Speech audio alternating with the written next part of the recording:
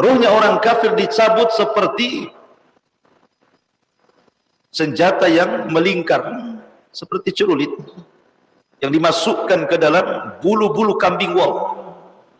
Kemudian bulu itu disiram sehingga lengket dengan senjata itu. Kemudian dipaksa dengan cepat, kemudian dipaksa keluar dari bulu-bulu itu. Yang apa yang terjadi? Pasti akan merontokkan bulu-bulu itu. Itulah ruhnya orang kafir, diibaratkan sebuah senjata yang bengkok dimasukkan ke dalam bulu wol kemudian disiram. Antum tahu kambing wol itu bulu-bulunya kan banyak gitu ya. Maka dia akan mengalami sakit yang luar biasa karena ruhnya tidak tercabut secara beraturan. Apalagi kemudian ada bisikan di telinganya, ukhruji ya ayyatuhan nafsil khabithah ila sakhatim minallahi wa ghadabi. Wahai ruh yang buruk, keluar kamu kepada kemurkaan dan kemarahan Allah Azza wa Jalla. Tentu ruh ini tidak mau keluar, tapi tetap dicabut oleh malakul maut. Kemudian diletakkan di kain kafan yang diambil dari neraka dengan bau busuk yang luar biasa. Kemudian setelah itu dinaikkan ke langit, tidak ada satupun malaikat kecuali mencelanya, karena bau busuk yang mengganggu mereka. Karena malaikat tidak suka dengan bau busuk. Makanya kenapa Nabi SAW melarang tidak boleh orang masuk masjid yang mulutnya bau-bau. Kenapa? Fa innal malaikata yata'adza kama yata'adza banu Adam. Karena malaikat tersakiti dengan bau itu sebagaimana Bani Adam tersakiti. Malaikat tidak suka bau-bau yang busuk. Makanya malaikat mencela, ini ruhnya siapa? Oh seperti ini gitu ya. Ketika kemudian malaikat ini yang membawa sampai ke langit pertama, mengetuk pintunya, malaikat penjaga pintu langit tidak membukakan pintunya sama sekali. Makanya Allah Subhanahu wa taala isyaratkan dalam Al-Qur'an, la tufattahu lahu abwabus sama wa la yadkhulunal jannah hatta yalijal jamalu fi samil khiyat. Orang-orang seperti ini tidak akan dibukakan pintu langit dan tidak akan dimasukkan sorga sampai ada cerita unta masuk ke liang jarum. Mana ada unta masuk ke liang jarum? Berapalah liang jarum itu? Dan berapa besar unta itu? Maka ruh itu dikatakan oleh Allah, letakkan catatannya di tempat yang paling rendah di dasar bumi, fi sijjin. Lemparkan ruh ke dalam jasadnya, tidak diantar, dilemparkan dari atas. Kemudian ruh itu melayang-layang sampai ketika masuk ke dalam jasadnya, diibaratkan orang jatuh dari ketinggian. Gimana rasanya? Orang jatuh dari ketinggian, jangan lagi cerita dari langit. Dari masjid ini 5 meter saja antum terjun payung ke sini, itu bisa merasakan tuh sakitnya seperti apa. Di saat itu terjadi himpitan kubur, datang 2 malaikat Munkar dan Nakir mengejutkan dirinya, kemudian membentaknya, man rabbuka wa manabiyuka wa madinuka, karena dia tidak paham jawabannya. Dia hanya mengatakan ha la adri aqulu kama qala an-nas wa fa'altu kama fa'alan nas. Aku tidak tahu, aku hanya mengatakan yang didengar manusia mengucapkannya, ataupun aku melakukan apa yang aku lihat manusia melakukannya. Maka malaikat akan memukul-mukul dengan gadanya, yang kalau gada itu diletakkan di gunung Uhud, kata Rasul, hancur gunung Uhud itu dengan sekali pukulan. Akhirnya kemudian Allah Subhanahu wa taala berteriak dari langit dan mengatakan, "Ankadzaba 'abdi, hambaku telah berdusta. Sempitkan kuburannya." Maka disempitkan kuburannya sampai akhirnya menyempit dan meretakkan tulang-tulangnya. Maka ketika itu dibukakan pintu dari neraka, dihembuskan hembusan neraka kepadanya, dan didatangkan orang yang paling buruk, yang tuli, yang bisu, yang buta, dan di tangannya ada palu, dan terus memukul-mukul dia sampai kiamat dibangkitkan. Kalau antum pernah membaca satu kisah di dalam Al-Quran, ada namanya kisah Ashab Al-Jannataini, kisah pemilik 2 kebun, dan itu disebutkan dalam surah Al-Kahfi,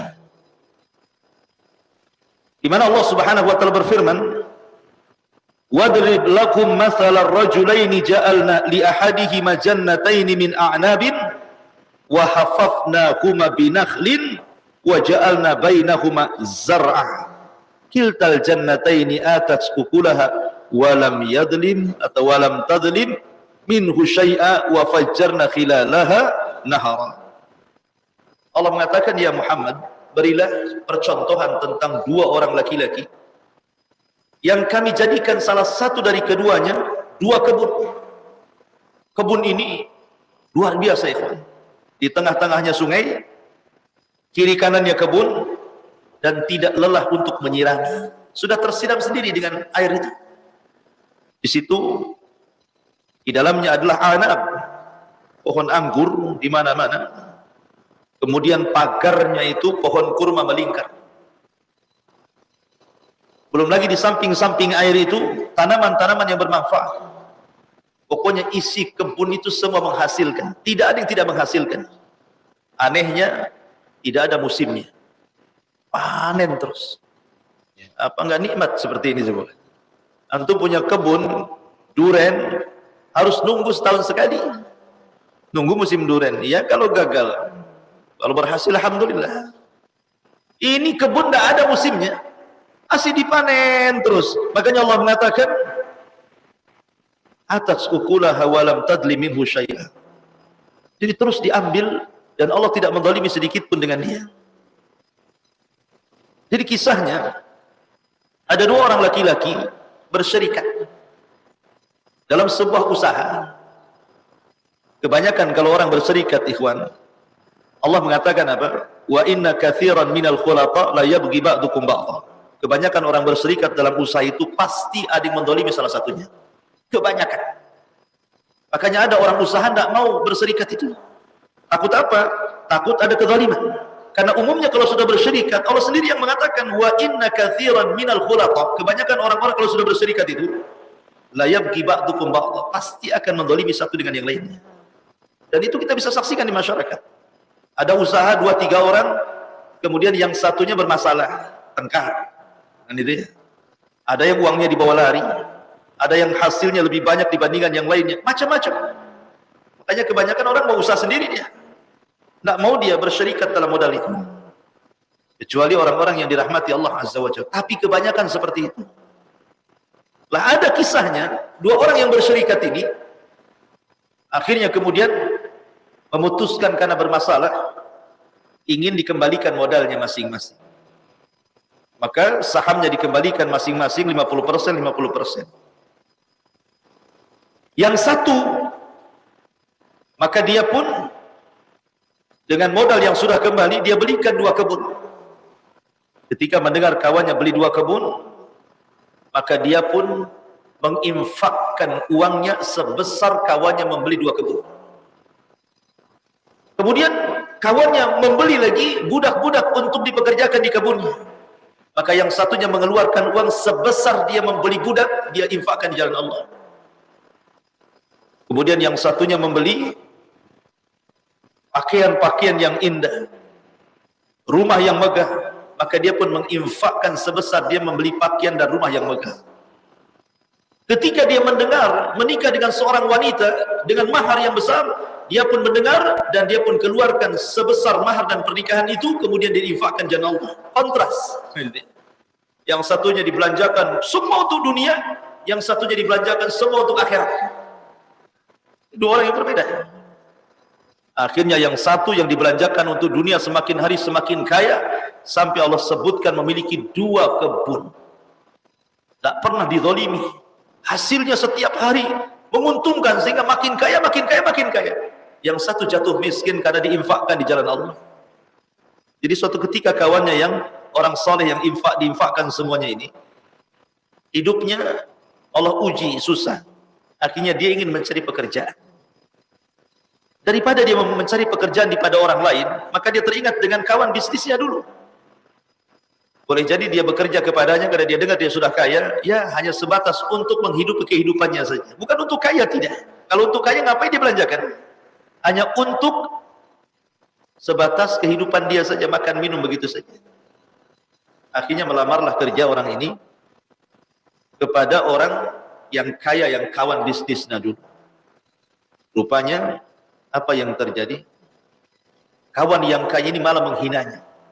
In bahasa kita bodoh kau gitu ya. Lihat aku sekarang. Kenapa hartamu semua diinfakkan? Akhirnya kau miskin sekarang. Akhirnya kau datang meminta-minta pekerjaan kepadaku. Makanya dikatakan wa kana lahu thamarun. Faqala li sahibihi wa huwa yuhawiru ana aktsaru minka malan wa azzu nafar. Lihat. Kalau hartamu tidak kau sedekahkan sepertiku seperti ini. Lihat sekarang hartaku banyak. Lihat pekerjaku melimpah. Budak-budakku di mana-mana. Akhirnya kemudian malah kemudian dihinakan. Sebelum kemudian diusir kawannya ini. Maka dia ingin memperlihatkan bagaimana kebunnya yang menghasilkan itu. Kemudian wa dakhala jannatahu wa huwa zalimun li nafsihi. Dia pun masuk membawa kawannya yang saleh itu ke dalam kebunnya dan dia menzalimi dirinya. Dan dia mengatakan qala ma adzunnu an tabida hadihi abadan. Wa ma adzunnu sa'ata qa'imah. Wa la in rudidtu ila rabbi la ajidanna khairan minha munqalaba. Lihat bagaimana kufurnya. Dia mengatakan kebunku ini tidak mungkin binasa dan akan seperti ini terus. Dan saya yakin tidak akan terjadi kiamat, tidak akan terjadi kehancuran. Kalaupun terjadi kiamat, la in ruridtu ila rabbi, maka kalaupun seandainya aku dikembalikan kepada Rabbku, la ajidanna khairan minha munqalaba, tentu Allah akan berikan yang lebih indah lagi dibandingkan di dunia. Seolah-olah dia mengatakan apa? Harta ini bentuk kasih sayang Allah di dunia. Kalau Allah sayang kepadaku di dunia, tentu Allah lebih sayang lagi di akhirat. Tidak mungkin kalau Allah benci saya di dunia, Allah berikan kekayaan sebanyak ini. Maka kalaupun aku harus mati, pasti Allah akan ganti kekayaan jauh lebih baik lagi katanya. Itulah yang disebutkan dalam surah Al-Fajr. Ketika Allah Subhanahu wa taala mengatakan fa'ammal insan idza mabtalahu rabbuhu fa akramahu wa na'amahu fayaqulu rabbi akraman. Tetapi kalau seandainya Allah sempitkan rezekinya, faqadara alaihi rizqa fayaqulu rabbi ahana. Jadi seolah-olah kalau Allah berikan kekayaan akraman, Allah sedang memuliakan diriku. Kalau Allah cabut kekayaan, rabbi ahana, Allah sedang menghina diriku. Itu bukan barometer. Orang kaya disayangi Allah, orang miskin dibenci Allah. Bukan itu, karena kekayaan itu berserikat mukmin dan kafir. Namrud kaya, Sulaiman kaya. Apa bedanya? Kekayaan bukan tanda orang dicinta, tanda orang dibenci. Tidak ada, kekayaan itu berserikat mukmin dan kafir masalahnya. Makanya kemudian dia mengatakan seperti itu. Apa yang terjadi? Dia lupa bahwa itu nikmat dari Allah. Ketika membawa kawannya ke dalam kebunnya, sebelum mereka sampai, kebun itu sudah terbakar. Tidak ada satu sisa pohon pun yang menancap di bumi. Ya, baik. Artinya bahwa jangan ingkari ada hari pembalasan, hari kebangkitan, semua akan dibangkitkan. Orang ini tidak yakin dengan hari kebangkitan dan mengatakan kalaupun ada kebangkitan tentu aku dibangkitkan lebih kaya lagi. Kan kurang ajar ngomong begini kan.